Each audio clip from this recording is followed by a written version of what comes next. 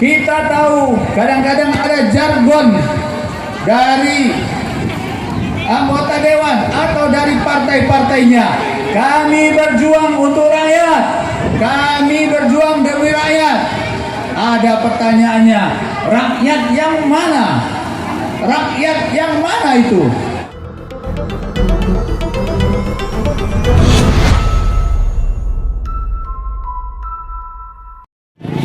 Assalamualaikum warahmatullahi wabarakatuh. Selamat siang, salam sejahtera bagi kita semua. Pertama dan utama, puji dan syukur kehadirat Allah Subhanahu wa taala. Salawat dan salam kepada baginda Rasulullah SAW. Yang kami hormati Ketua Eskro Provinsi yang mewakili, yang kami hormati Ketua Eskro Kota Batam atau mewakili, yang kami hormati Ketua Eskro Kecamatan Sebeduk bersama jajarannya yang hadir pada acara kita ini, yang saya hormati para caleg kota, provinsi yang hadir pada kesempatan ini, teman-teman media dari struktur organisasi pendukung Partai Buruh, kawan-kawan panitia yang mensukseskan kegiatan ini, beserta sajian daripada kesenian kuda kepang Banyumas Satria Pelita Mas Budaya. Beri tepuk tangan untuk kuda kepang kita. Kawan-kawan semua, salah satu bentuk daripada model kampanye Partai Buruh adalah dengan melibatkan kesenian-kesenian tradisional semisal Satria Pelita Mas Budaya atau kuda kepang ini. Dari kesenian ini kita berharap ada pelestarian kebudayaan yang kita harapkan tidak hilang atau sirna karena perkembangan zaman yang sekarang makin kencang. Anak-anak muda kita yang suka main games pakai HP, dan ini adalah kegiatan yang sangat positif bagi kami pada Partai Buruh, karena ini adalah kegiatan-kegiatan yang menghasilkan keringat dibanding main HP. Nanti kuda kepang main HP kayaknya agak bingung kita ya. Ya, bagaimana caranya kuda kepang dengan HP? Mudah-mudahan itu tidak terjadi, karena ini kesenian ini bukan hanya sekedar tampilan, tapi di sini ada silaturahmi yang terjadi baik antara panitia dengan tim kesenian dan juga masyarakat umum, bahkan dengan abang-abang dan ibu-ibu yang jualan-jualan depan ikut meramaikan karena hadirnya kesenian ini.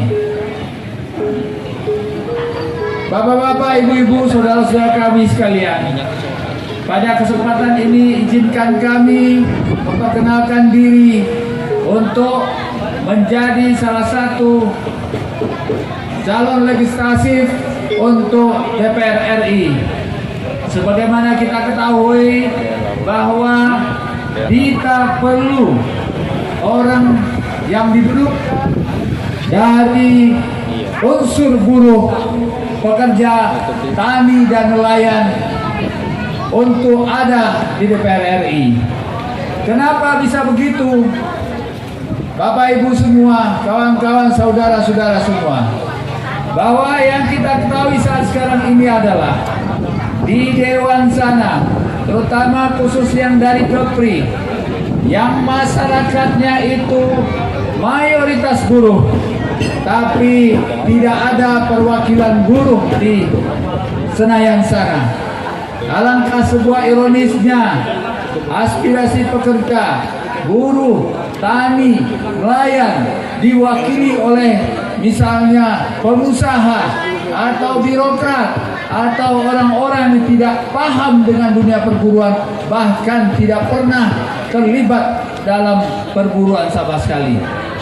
Maka untuk itu saudara-saudara semua, mewakilkan kesejahteraan buruh untuk memperjuangkan upah kepada pengusaha, itu adalah sesuatu ibarat mencampur minyak dengan air, tidak akan ketemu.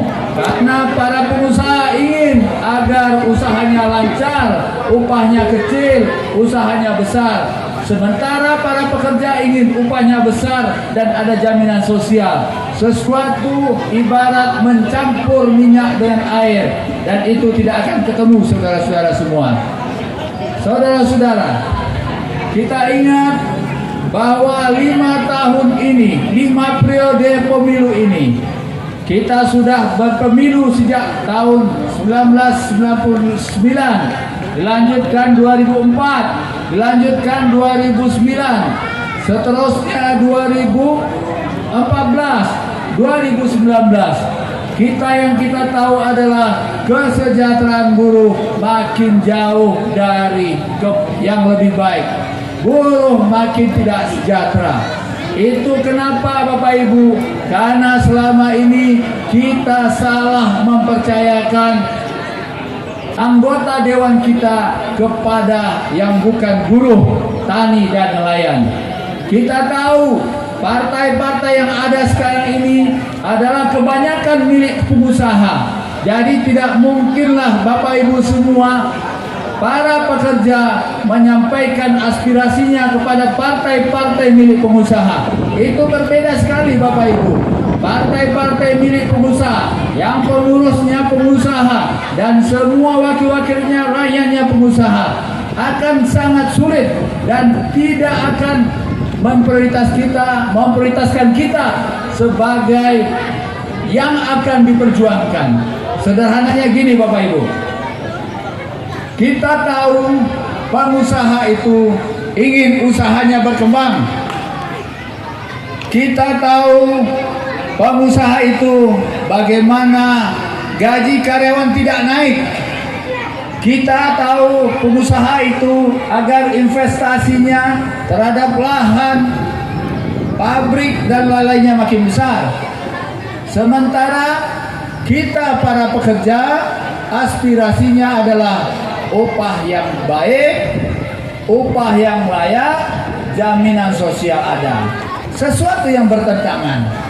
Maka sadarlah Bapak Ibu semua, saudara-saudaraku semua, menitipkan nasib kepada pengusaha, menitipkan nasib pekerja kepada pengusaha, itu merupakan kekeliruan selama ini. Inilah akibatnya Bapak Ibu semua, kita bisa rasakan.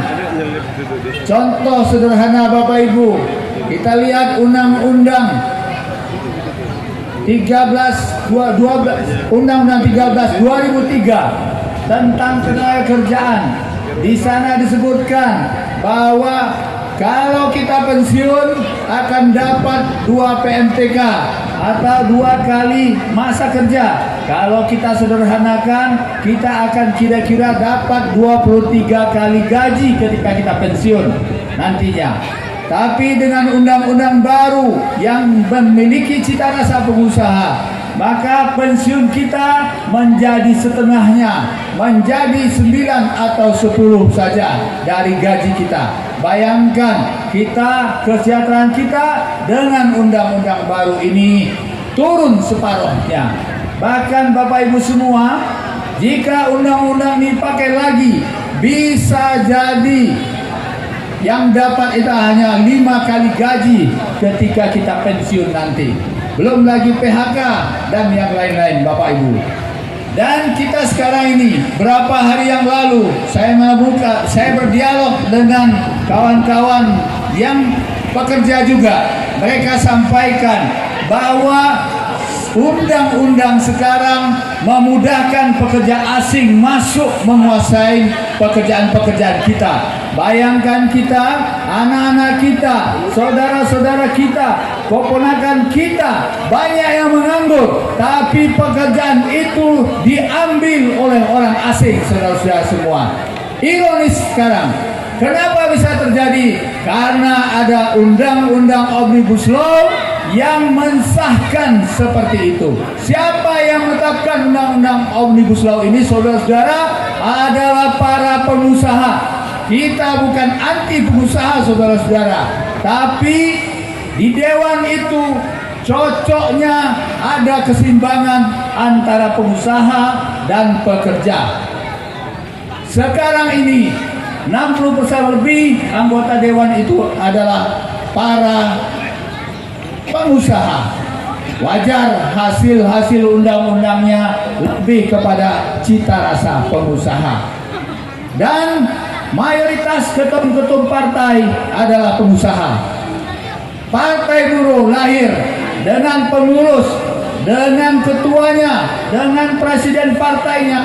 Itu adalah dari unsur serikat pekerja, dari unsur pekerja, dan mereka-mereka yang selama ini aktif di pekerja. Tidak ada yang pengusaha, kecuali pengusaha galon barangkali, atau pengusaha ayam geprek. Tapi kalau pengusaha-pengusaha yang ingin tambang, merebut lahan, dan lain-lainnya, kita tidak ada di sana. Karena itu jelas menyebabkan ketidaksejahteraan para masyarakat yang lebih luas. Kita tahu kadang-kadang ada jargon dari anggota dewan atau dari partai-partainya. Kami berjuang untuk rakyat, kami berjuang demi rakyat. Ada pertanyaannya, rakyat yang mana? Rakyat yang mana itu? Kita bisa tahu bahwa rakyat itu terbagi. Ada rakyat pengusaha, ada rakyat pekerja, ada rakyat tani, ada rakyat nelayan. Kalau seorang pengusaha berteriak, kami berjuang untuk rakyat, berarti kita bisa yakini bahwa mereka berjuang untuk rakyat pengusaha. Kalau kita partai buruh berteriak bahwa kita akan berjuang untuk rakyat, maka pasti maksudnya adalah rakyat itu adalah para pekerja, tani, buruh, dan nelayan. Maka untuk itu, kawan-kawan semua yang mayoritas di Batam ini adalah para pekerja. Kita tahu dari 1,2 juta penduduk Batam, 450.000-nya adalah para pekerja. Dari 850.000 DPT di Batam, 450.000-nya adalah pekerja. Kenapa di Dewan ini tidak ada yang mewakili dari unsur pekerja? Inilah usaha kita kawan-kawan semua. Bagaimana kita harus ada anggota Dewan dari pekerja. Itulah Partai Buruh yang hadir saat ini. Dan kami ini semua, mulai jajaran dari DPR RI, DPRD Provinsi, DPRD Kota Batam, tampil agar kawan-kawan, bapak-bapak, ibu-ibu semua bersedia menyuarakan kepada partai yang ada. Bapak Ibu, saudara-saudara semua, kita sudah pernah menitipkan kawan-kawan kita kepada partai-partai yang ada. Tahun 2014, tahun 2019, bahkan di tingkat DPR RI. Apa yang terjadi ketika mereka masuk partai? Hilanglah mereka dari peredaran kita. Mereka dikuasai partai. Kalau mereka tidak patuh kepada partai mereka, mereka akan digeser, dipindah, atau di istilah kita adalah di PAW, pergantian antar waktu. Itulah resiko. Maka kita pun hilang orang kita di sana. Di DPR RI itu juga orang yang kita percayakan, kita dudukkanlah dia di partai pengusaha, kemudian karena selalu teriak lantang tentang upah, akhirnya dia digeser di komisi 3 atau komisi yang tidak ada kaitannya dengan pekerja, yaitu komisi haji atau komisi yang tidak ada berkaitan dengan usaha-usaha ketenagakerjaan. Inilah ironisnya. Kenapa? Karena kita menaruh calon-calon pekerja itu di partai-partai yang pemiliknya pengusaha. Oh, kenapa kok menjadi diskriminasi seperti ini? Tidak, ini bukan diskriminasi Bapak Ibu, saudara-saudara semua. Partai pengusaha, silakan para pengusaha menyalurkan aspirasinya kepada partai pengusaha. Maka para pekerja silakan menyalurkan aspirasinya kepada partai buruh atau partai pekerja yang ada saat ini. Begitulah aturannya, saudara-saudara. Kalau ada partai-partai yang keagamaan, silakan menyalurkan aspirasinya ke partai yang bersifat keagamaan. Beginilah cara mainnya, saudara-saudara semua, bahwa kita mayoritas harus menyalurkan aspirasi kita kepada partai yang betul-betul memperjuangkan kita. Partai Buruh, kita baru lahir sudah melakukan demo kenaikan upah. Tidak pernah ada partai melakukan demo kenaikan upah. Kalau ada partai demo kenaikan upah, maka diyakinkan bahwa yang demo itu besoknya akan diganti. Kalau dia anggota dewan, maka dewannya akan digeser. Tapi bagi partai buruh, bagi caleg, bagi anggota dewan yang tidak mau memperjuangkan kenaikan upah, ialah yang akan digeser. Berbeda dengan partai pengusaha. Partai pengusaha yang bersedia menaikkan upah, memperjuangkan upah, digeser. Justru di partai buruh, siapa yang mau memperjuangkan upah, itulah yang akan tetap bertahan. Yang tidak mau memperjuangkan upah, itulah yang akan digeser. Inilah perbedaannya, saudara-saudara semua. Partai buruh untuk pekerja, partai buruh untuk tani, partai buruh untuk nelayan, partai buruh untuk UMKM, partai pengusaha jelas untuk pengusaha dan atau orang-orang yang cenderung bagaimana usahanya besar. Jelas pembagiannya. Siapa kita? Partai buruh. Partai buruh. Partai buruh. Selangkah lagi. Ya, saya kira cukup demikian. Saudara-saudara semua, capek juga ternyata, nggak dikasih minum. Ya, kembali lagi, salurkan suaramu kepada, kalau kamu pekerja, salurkanlah kepada para pekerja, partai buruh. Kalau kamu nelayan, maka salurkanlah kepada partai buruh. Kalau kamu petani, terutama petani di Rempang, maka salurkanlah kepada partai buruh. Insya Allah kita perjuangkan. Kalau bapak-bapak pengusaha galon, ke partai buruh juga. Kalau bapak-bapak ibu-ibu ada yang honorer, ke partai buruh juga. Karena gaji honorer itu ternyata lebih rendah dari UMK. Ya, jadi perjuangannya adalah melalui partai buruh. Singkat kata, selain pengusaha, ayo ke partai buruh, masukkan aspirasinya, aspirasi Bapak Ibu Saudara melalui partai buruh. Dan ingat bapak-bapak yang ada di sini ini hanya tidak semua. Padahal kita di Batam ini ada 450.000. Tolong sampaikan pesan kami ini. Tolong kirim pesan kami ini kepada ibu-ibu, bapak-bapak, saudara-saudari kita yang tidak sempat hadir di sini. Sampaikan kepada mereka bahwa kalau mereka pekerja, partainya partai buruh.